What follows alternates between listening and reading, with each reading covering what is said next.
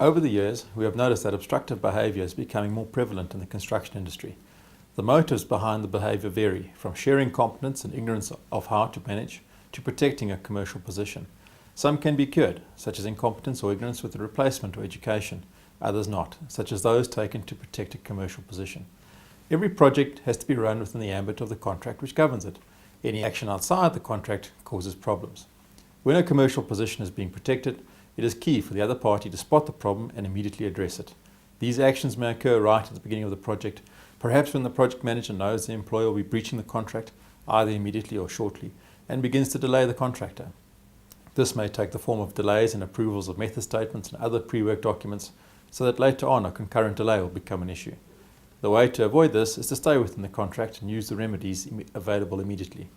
If this is not done, the consequences of the obstructive behaviour will haunt the project and end up costing someone a lot of money.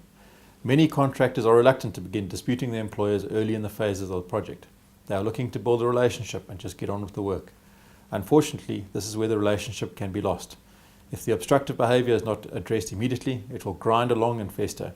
Later on, as patience eventually wears out, disputes will arise and the parties will head into the contractual dispute process. It is only now that the consequences of the obstructive behaviour will be felt. Agreements reached in site meetings will not be recalled. The absence of a program reflecting the delay will cause problems in assessing delays, and allegations of concurrency will emerge to reduce the employer's liability and so on.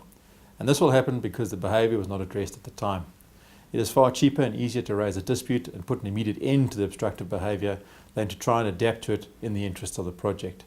It is also more likely to be beneficial to the relationship between the employer and the contractor, as a genuine understanding is reached quickly, boundaries are set, and people can work together more comfortably.